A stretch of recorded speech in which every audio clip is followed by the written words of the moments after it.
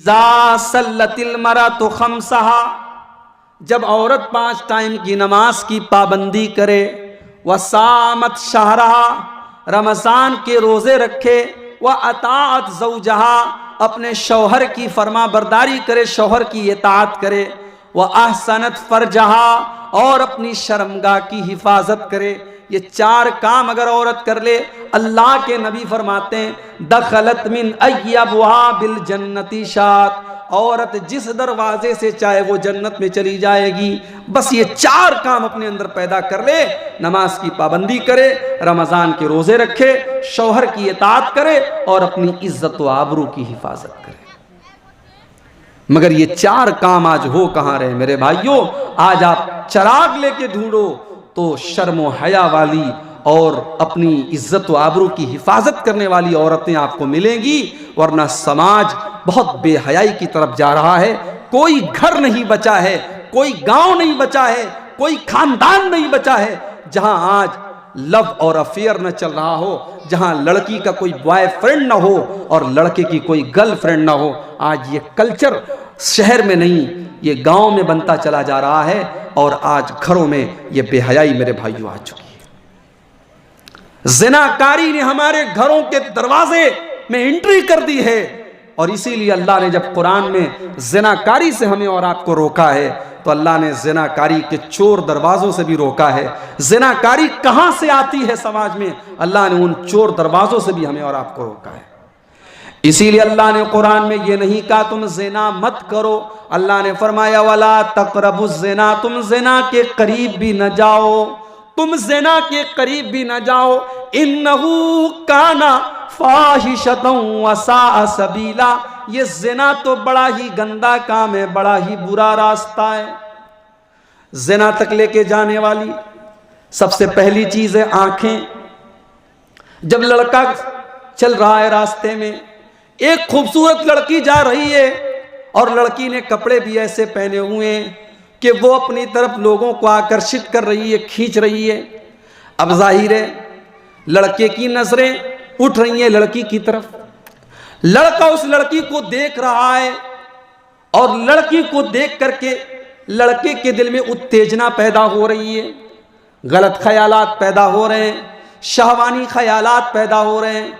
इसीलिए अल्लाह ने कुरान में सबसे पहले इसके ऊपर पाबंदी लगाई, फरमाया कुल लिल मुमिनीना यगुद्दू मिन अबसारिहिम, ऐ नबी ईमान वाले मर्दों से कह दो कि वो अपनी निगाहों को नीची रखें जब वो रास्ते में चलें, जब वो ट्रेन के ऊपर सफ़र करें, जब वो प्लेन के ऊपर सफ़र करें, जब वो मार्केट में जाएं, वो बाजार में जाएं, वो अपनी निगाहों को पस्त रखें, वो अपनी निगाहों को नीची रखें, वो अपनी आंखों को इधर उधर घुमाने की कोशिश न करें, वो अपनी आंखों को पस्त रखें।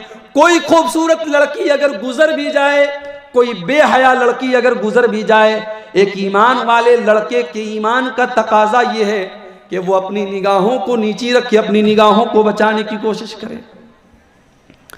अरे अल्लाह तो वो है, अल्लाह की शान तो वो है, यालमु खाइनतल आयुनि वमा तुख्फिस सुदूर।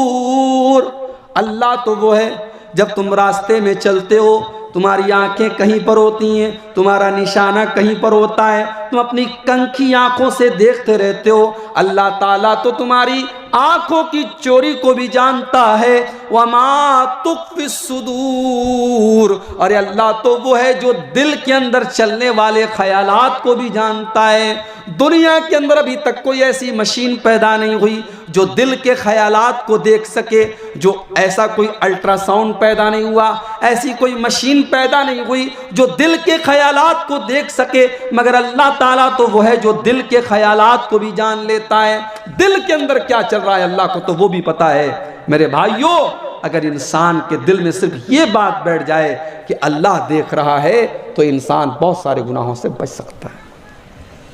आज जाहिल, आलिम, नमाजी, बेनमाजी, इस मोबाइल ने सबको खराब किया है मेरे भाई। मैंने तो ऐसे ऐसे लोगों के मोबाइल पर गंदी चीजें देखी हैं जिनके माथे पर मैंने सजदे का निशान भी देखा है, जिनके चेहरे पर मैंने लंबी दाढ़ी भी देखी है। उनके मोबाइल कि भी गंदगी से आज पाक नहीं है। क्यों? क्योंकि आज इस मोबाइल ने गुनाह का मौका दे दिया है। आदमी अकेले में है, मोबाइल उसके पास है, इंटरनेट चालू है, कुछ भी देख सकता है, कौन रोकने वाला है? मेरे भाइयों, अगर हमने अपनी तन्हाई को गुनाहों से नहीं बचाया तो याद रखो हमारी नेकियां बर्बाद हो जाएंगी, हमारे नमाजें हमारी बर्बाद हो जाएंगी, हमारे हज और उम्रे बर्बाद हो जाएंगे। आइए इसके ताल्लुक से भी एक हदीस आपके सामने पेश करूं।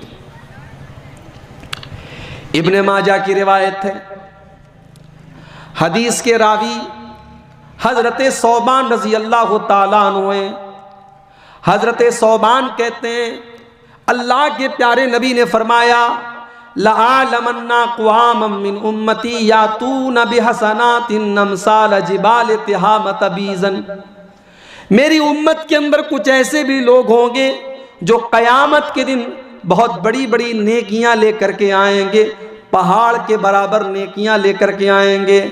वो हाजी भी होंगे, वो नमाजी भी होंगे, वो तहज्जुद पढ़ने वाले भी लोग होंगे, वो बहुत बड़ी बड़ी नेकियां लेकर के आएंगे।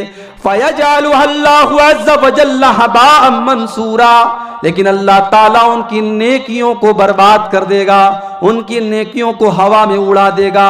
उनकी नेकियां अल्लाह ताला के यहाँ कोई काम आने वाली नहीं होंगी, उनकी सारी नेकियां वेस्ट हो जाएंगी, बेकार हो जाएंगी, व्यर्थ हो जाएंगी। सहाबा ने कहा अल्लाह के नबी वो कौन लोग होंगे, वो कौन बदनसीब लोग होंगे जो नेकियों का पहाड़ दे करके आएंगे मगर उनकी नेकियां बर्बाद हो जाएंगी। अल्लाह के नबी ने फरमाया अमा इन्नहुम मिन जिल्दतिकुम, ओ लोगों वो तुम्हारे ही जैसे लोग होंगे, वो तुम्हारे ही जैसे लोग होंगे, वो नमाज भी पढ़ेंगे, वो रोज़ा भी रखेंगे, वो सदका खैरात भी करेंगे। वलाकिन्नहुम इज़ा खलौ बिमहारिमिल्लाहि इंतहकूहा, लेकिन जब वो अकेले में आएंगे, जब वो तन्हाई में होंगे, जब वो रात के 12 बजे अपने कमरे में अकेले होंगे, तब वो गलत काम करेंगे, वो अल्लाह को नाराज करने वाले काम करेंगे, वो नाजायज काम करेंगे। उनकी तन्हाई गुनाहों से भरी हुई होगी, वो तन्हाई में गलत काम करेंगे, गुनाह के काम करेंगे। मेरे भाइयों, जब तन्हाई में शैतान आपसे गलत काम करवाए तो इतना ज़रूर सोच लेना कि आप तन्हा नहीं हैं, अल्लाह है और अल्लाह आपके साथ है, अल्लाह देख रहा है आप क्या कर रहे हैं, अल्लाह को हिसाब देना है। आज मेरे भाइयों, हमें और आपको अपने बच्चों को इससे बचाना है। ज़िनाकारी को अगर हमें रोकना है, हमें अपने बच्चों के मोबाइल के इस्तेमाल पर भी हमें कंट्रोल करना पड़ेगा। 3-3 साल के बच्चे आज मोबाइल चला रहे हैं, 8-8 साल के 10-10 साल के लड़के और लड़कियां जो अभी कायदे से जवान भी नहीं हुए हैं, वो अपनी उम्र के आगे की चीजें देख रहे हैं और कर रहे हैं और सोच रहे हैं। हमें इस मोबाइल के ऊपर भी कंट्रोल करना पड़ेगा। हमें फिर उसी आयत को याद करना है, ऐ ईमान वालों, अपने आप को और अपने घर वालों को जहन्नम की आग से बचाओ। जहन्नम की आग से बचाने के लिए हमें इस मोबाइल के इस्तेमाल के ऊपर भी गौर करना पड़ेगा। कहीं ये मोबाइल तो हमारे बच्चों को जहन्नम की तरफ लेके नहीं जा रहा है। ज़करिया अलैहिस्सलाम को देखिए, ज़करिया अलैहिस्सलाम हज़रत मरियम की परवरिश कर रहे हैं। मरियम के खालू हैं वो, और हज़रत ज़करिया मस्जिद के अंदर रहते हैं, मेहराब के अंदर रहते हैं। हज़रत मरियम अभी छोटी सी बच्ची हैं, वो भी अपने खालू के साथ मस्जिद के अंदर रहती हैं, मेहराब के अंदर रहती हैं। हज़रत ज़करिया जब मस्जिद के बाहर से मस्जिद में आते हैं, देखते हैं मरियम के पास बेमौसम का फल रखा हुआ है। अनार का मौसम नहीं है, अनार रखा हुआ है। सेब का मौसम नहीं है, सेब रखा हुआ है। बेमौसम का फल रखा हुआ है।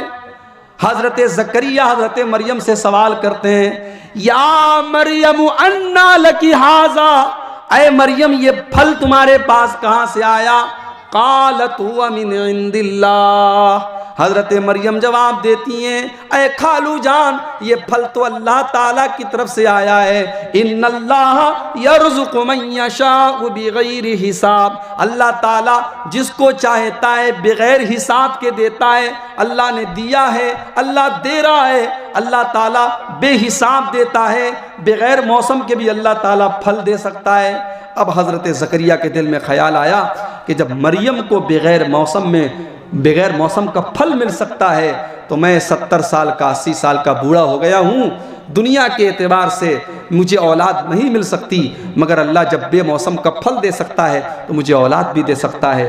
हुनालिका दा ज़करिया रब्बहू, हज़रत ज़करिया ने जब गौर किया तो आसमान की तरफ हाथ उठाए और दुआ की, रब्बि हबली मिन लदुनका ज़ुर्रियतन तय्यबतन इन्नका समीउद दुआ, कि ऐ मेरे परवरदिगार, तू मरियम को बगैर मौसम का फल दे सकता है तो तू इस बूढ़े को औलाद भी दे सकता है। ऐ अल्लाह, तू मुझे नेक और साले औलाद अता फरमा, इन्नका समीउद दुआ, तू दुआ को सुनने वाला है।